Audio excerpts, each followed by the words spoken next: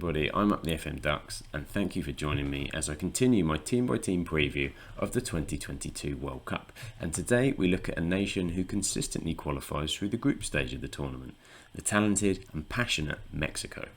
You can catch my other team previews and analysis on the channel, and if you'd be so nice as to drop a like and a subscribe, it would make you a World Cup legend. So let's take a further dive into Mexico.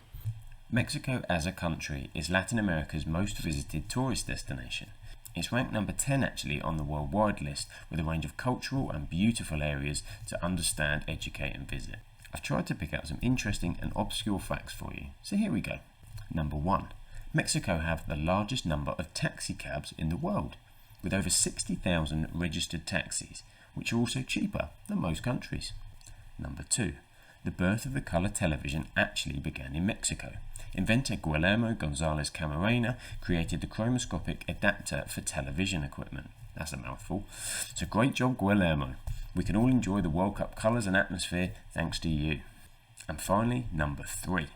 Mexican burritos are actually only eaten in the north of the country, which is actually making me quite hungry now. Enchilada, anybody? Moving on to the Mexicans' performance at the World Cup, they've been a consistent performer, and my word do they love a last 16 exit. The last 7 World Cups they've exited at the first knockout round, which I suppose outlines their strength at qualifying out of the group, but their inability to win when it comes to the knockout rounds. Last time they finished second in a group that contained Sweden, South Korea and Germany, which saw them book a date against Brazil in the knockouts, where the ghost of the last 16 came back to haunt them again as they suffered a 2-0 defeat. Part of the problem has been them finishing second rather than first in 5 out of 7 of these occasions, which has seen them fed to the lions of Brazil, Netherlands, Germany and Argentina twice. The times they won the group in 1994 and 2002, they then stuttered against Bulgaria and then by nearby rivals in 2002, USA. Of course, the journey in Qatar for Mexico is all part of a big build-up to the 2026 World Cup, which will be shared between the US, Mexico and Canada, as it's the turn of North America to host the tournament. In charge of the team is long-term head coach Geraldo Martino, who has 61 games under his belt heading into the tournament. He's an Argentinian with international management experience with his home country as well as Paraguay in his past. As a club manager, his most recognisable role was the manager of the mighty Barcelona in Spain for a single season between 2013 and 2014. More recently, and before taking the Mexican post, he brought a first MLS Cup to Atlanta United in the US before leaving that role in December 2018. Taking up Mexican reins in 2019, it started really positively for Martino, bringing home the CONCACAF Gold Cup in his first year, beating United States. However, in times since, those opponents have turned the tables, defeating his Mexico team in the CONCACAF Nations League and Gold Cup finals since. Can they outstay their local rivals in this year's World Cup, I wonder? In qualifying, it went right to the wire for the Mexican national team, with 3 wins and a draw out of their last 4 games, securing Mexico's place in Qatar. Expected pre-qualification would be that they would resume their usual battle with the US at the top of the table, but Canada really took the group by surprise, with an impressive showing from their hungry young team. Overall, Mexico did enough to make the final 32 for the World Cup and will be hoping for better performances, particularly against some of the more talented nations, to progress to the knockout stages again. Unbeaten at home, more worryingly, Mexico only managed a single victory against the team's first, third and fourth, and very much struggled for goals in these games as well. It was Canada and USA that provided the most difficulty for Mexico, suffering a 2-1 defeat in Edmonton and a 2-0 defeat in the US in Cincinnati. Outside of qualifying, Mexico only won 3 of their 9 subsequent matches. This included both the CONCACAF Nations League as well as friendlies in their preparation for the World Cup. As of recording this video, Mexico do have 2 pre-tournament friendlies to navigate against Iraq and Sweden, as they look to fine-tune themselves ahead of the Qatar tournament. Geraldo Martino has been pretty consistent in opting for a 4-1-4-1 formation, which can flex to a 4-2-3-1 and a 4-3-3 on occasion. On a couple of outings he did experiment with 3 at the back, but he lost both of these games, so it's unlikely that that will be turned to unless they are desperate.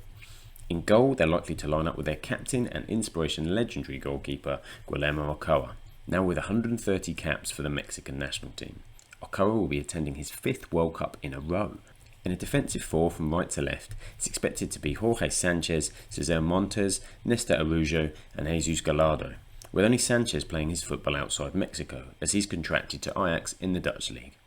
In midfield, Edson Alvarez, also one of Ajax's, sits in defensive midfield, with Hector Herrera and his 100 caps, as well as Charlie Rodriguez making the midfield three. Jesus Corona has been playing more often on the right, but unfortunately suffered a fractured fibula in training, which has required surgery and unfortunately has ruled him out of the World Cup for Mexico. This does leave options for Uriel Antuna, Alexis Vega and Rogelio Funes Mori to replace him. Star player Hirving Lozano is expected to line up on the left, with Wolverhampton Wanderers striker Raul Jimenez as the spear of the attack. But I do think the formation is pretty much a safe bet at this point. Hirving Lozano of Napoli is actually nicknamed Chucky. He's another star of a front line of a team that has been misfiring ahead of the World Cup. The serious leg injury sustained by winger Jesus Corona puts even more pressure and responsibility on his shoulders. What I'm sharing with you here are the attributes from his Football Manager profile.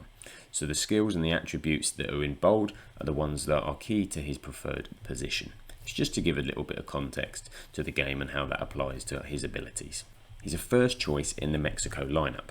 His ability to get past defenders, coupled with his intuition, courage and speed, make him very difficult to defend against. He's one of their main attacking threats. He's capable of playing on either flank or down the centre as he prepares for his second World Cup. Martino and Mexico will be hoping to see him start and be at his best in the World Cup, if Mexico have any hope of turning their goal-shy attack into more of a dangerous unit. One of the most exciting breakthroughs in Mexican football in recent years is Edson Alvarez. He's known as the Machine, and he's a versatile midfielder who has earned some high praise from Alfred Schroeder, his coach at Ajax. He's very important in my eyes, he said. He's not the captain, but he plays like one. He's a real leader, a winner, and he's getting better on the ball. He can play out, he's tactically astute in defence, and he cuts out a lot of balls. He's good in both areas, and he can score goals as well. Alvarez has excelled in both the Eredivisie and the UEFA Champions League this season. He's very shrewd tactically, and he'll be Mexico's main midfield barrier at the World Cup. His all-round skills have made him more of a box-to-box operator type midfielder, and he is now being coveted by some of Europe's biggest clubs. It'd be no surprise to see his stay in Netherlands ended if he has a strong tournament in Qatar. Mexico's main goal threat, Raul Jimenez, earned his place in the elite thanks to his finishing skills, but he has really struggled to recapture his best form since that horrific skull fracture with the clash of heads with David Luiz in a November 2020 Premier League match against Arsenal. Prior to that, he was deadly as a striker, but the worries is that his best days are behind him. A similar story has played out for Mexico, where Jimenez scored just 3 goals in the qualifying competition, which will be a bit of a worry for the coach heading into Qatar. He's the cutting edge of Mexico's front line. The striker is set to make his 3rd World Cup appearance. He's very difficult to beat in the air and he fights for every ball. He has the skills to link up effectively with his teammates, but Martino will need him back to his best if they're to atone for their recent shyness in front of goal. Looking ahead to their World Cup matches, now Mexico open against European opposition with Poland, which will be a very interesting game. Currently the odds are undecided on who is most likely on paper to join Argentina in the knockout stages.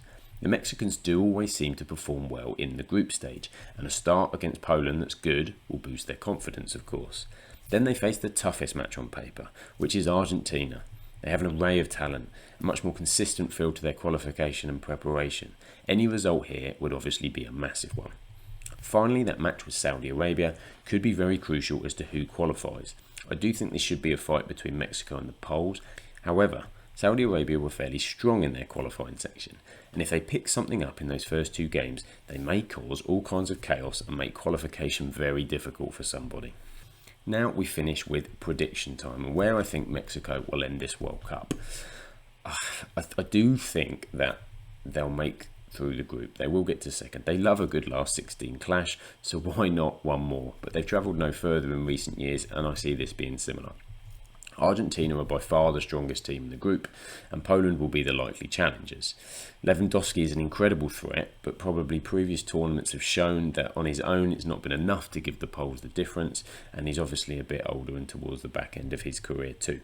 Maybe this year is different, but I do, however, worry about Mexico's capability to score goals being the one thing that could let them down. If Mexico do qualify, I expect it to be in second place, which would see them line up if France win their group in Group D against the French, which is where I see it ending for them. Another last 16 exit to their name.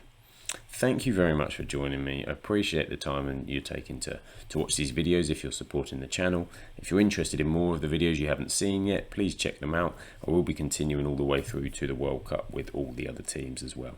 So make sure you subscribe, hit that notification button. But for now, thank you very much and I'll see you soon.